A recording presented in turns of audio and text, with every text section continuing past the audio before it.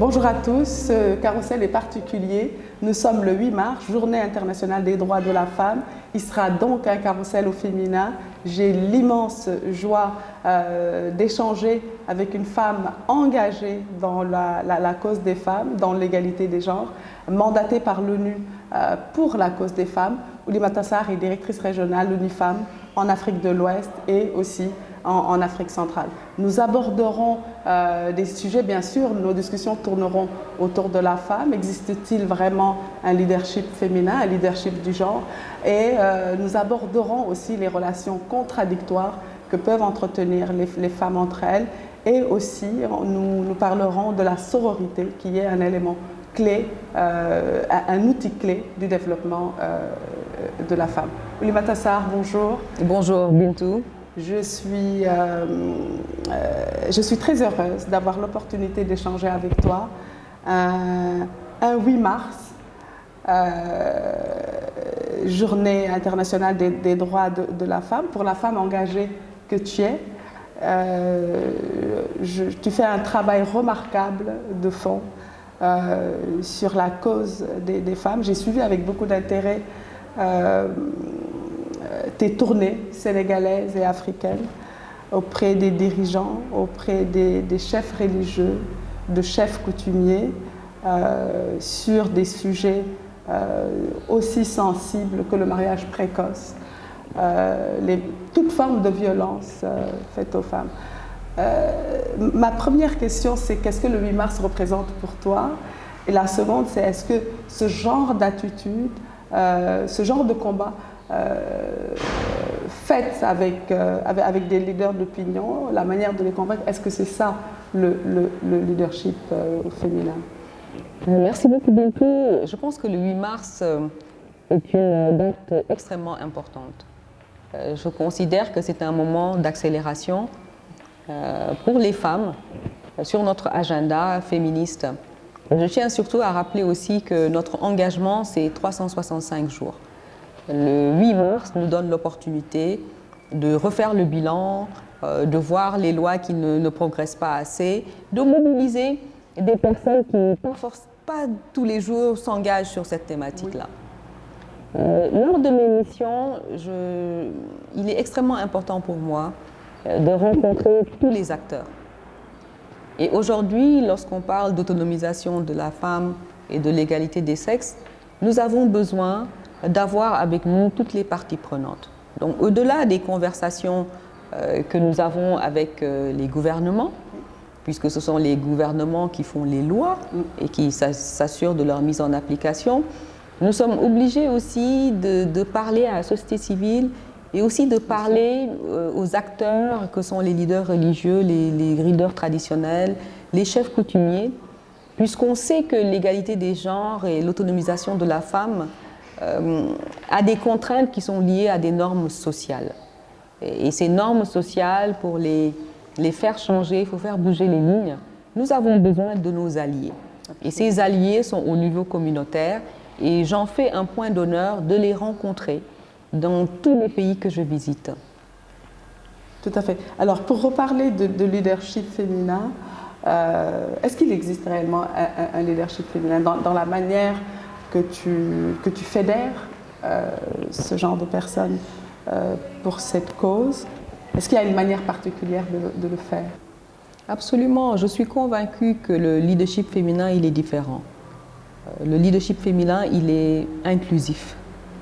On a quelque chose qui nous est très particulier. Nous sommes des femmes et aujourd'hui, je dis à beaucoup de gens, le féminisme 2.0, c'est de ne pas ressembler aux hommes. Nous avons un mandat, nous sommes engagés et nous allons faire bouger les lignes à notre façon. Et je pense que ce qui nous distingue aujourd'hui dans notre combat pour l'égalité des sexes et l'autonomisation de la femme, c'est que nous sommes convaincus qu'il faut amener tout le monde à la table. Ce n'est pas un combat exclusivement féminin et nous rêvons tous d'un monde plus juste, d'un monde plus inclusif, avec une prospérité partagée, comme on dit. Et pour ce faire, il faut mettre tout le monde ensemble et qu'on bouge avec la même énergie et le même engagement. Et donc, pour moi, le leadership féminin est un leadership inclusif. Oulimata, le sujet, le prochain sujet est un peu tabou, notamment quand des femmes parlent de la cause féminine. Il s'agit de ce qu'on appelle le syndrome de la reine abeille, qui, une fois au pouvoir, éliminerait ses rivales pour rester au pouvoir. J'entends par là les relations contradictoires qui peuvent exister entre femmes, des relations de rivalité, de coups bas entre femmes. Les femmes, on entend souvent, d'ailleurs, moi dans mes coachings, j'entends souvent des gens me dire « j'aime mon travail, mais il y a beaucoup de femmes ». Pourtant, c'est des femmes qui disent ça. J'aimerais beaucoup avoir ton avis sur ce point. Alors moi, j'ai une lecture un peu différente. Et peut-être après, en tant que coach, tu nous donneras une meilleure lecture de ça par rapport aux outils que tu connais. Mais je pense que la solidarité féminine existe. Lorsque je vais voir les femmes, peut-être dans les zones rurales, je trouve des femmes très organisées, en association, en bataille, en groupement. Absolument. Donc la solidarité féminine existe. Au niveau du Sénégal, si on va à un niveau un peu plus élevé, je parlerai peut-être du Women Investment Club. C'est aussi un club de femmes engagées, décidées à investir dans des entreprises d'autres femmes. Donc cette solidarité, elle existe. Je pense que lorsqu'on se retrouve dans des situations où il y a quelques femmes et qu'il y a de la compétition, c'est parce qu'il n'y a pas une masse critique et qu'il n'y a pas assez de place pour tout le monde. Oui. C'est mon humble avis. Je pense que avec des quotas, un traitement préférentiel, une masse critique de femmes, cette compétition n'existerait pas. Je terminerai aussi en rassurant les femmes qui nous regardent que les batailles et les compétitions et les batailles de pouvoir au niveau des hommes sont encore beaucoup plus graves que chez les femmes. Donc parfois les femmes disent souvent ouais, ce manque de solidarité féminine, mais à mon avis c'est encore pire chez les hommes. Hein. Mais j'aimerais peut-être avoir aussi ta perspective par rapport à cela. Alors il y a eu des éléments de réponse par rapport à cette hostilité, je mets des guillemets, entre les femmes. J'en donnerai au moins, il y en a 4 qui me viennent en tête. Le premier serait lié à un complexe d'infériorité. Je m'explique. Pendant longtemps, les femmes ont été dominées par les hommes. On a grandi avec ce fait. Et les femmes, cette théorie dit que les femmes, plus tard, garderaient ça en tête. Et une fois qu'elles ont accès au balai des mâles, M-A-L-E-S, se disent dans leur tête, commenceraient elles-mêmes à développer quelque chose qui serait une espèce de répétition de vie, qui serait qu'elles appliqueraient ce qu'elles ont subi à une autre femme. Elles verraient l'autre qui est qui est de l'autre, encore de l'autre côté, elles le verraient comme une personne inférieure. Ça, c'est une première explication. La seconde est la peur de voir quelqu'un prendre sa place, la peur d'être remplacé.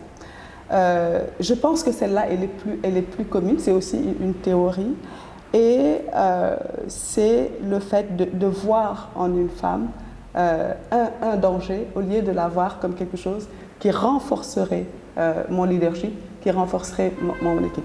Alors cette posture est intimement liée à la peur, et cette peur justement est nourrie par un manque de confiance en général des femmes, quel que soit le poste qu'on occupe.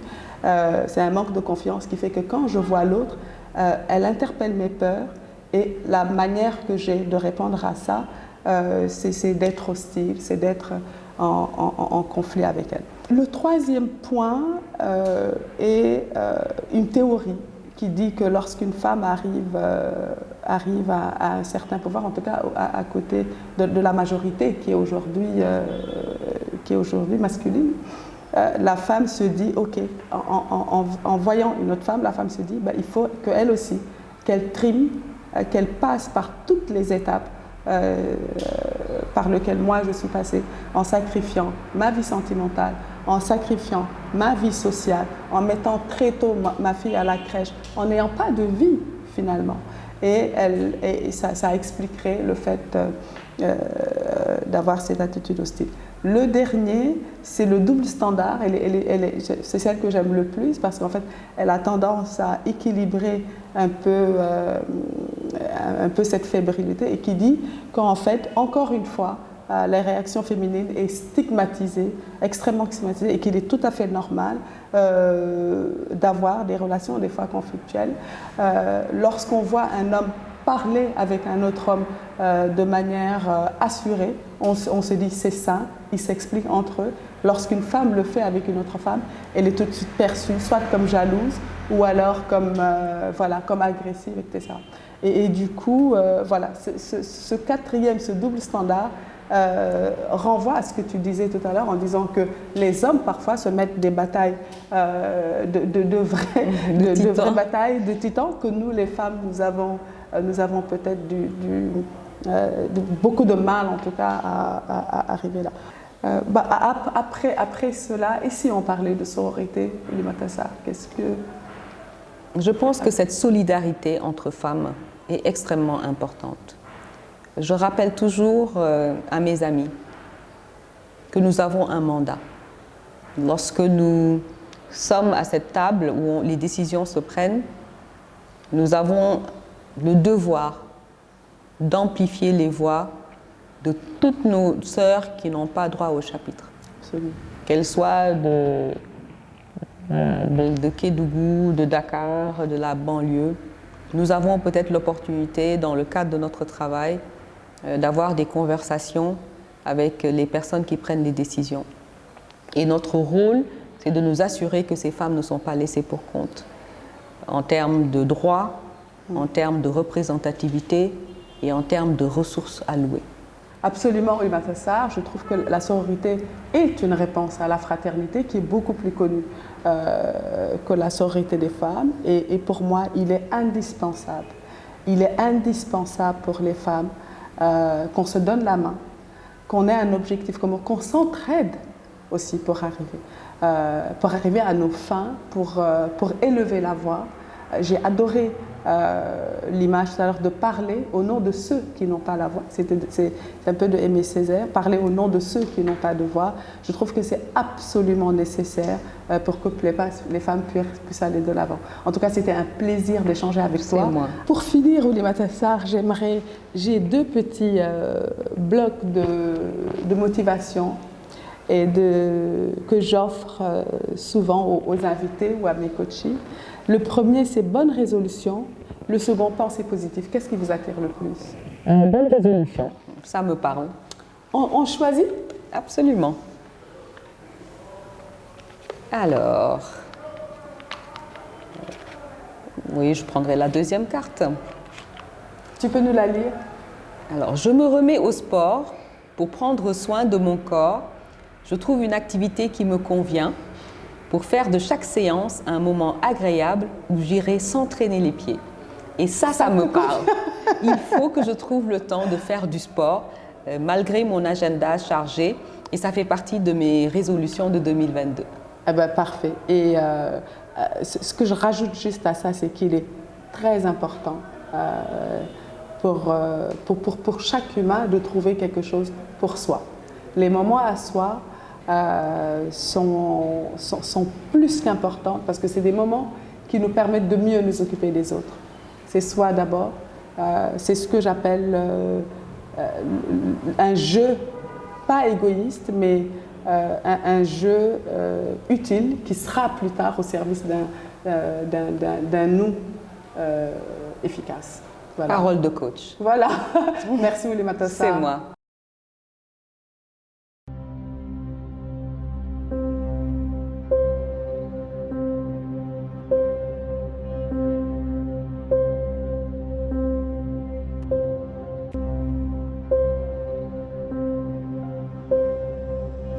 Ubuntu, nous sommes les autres.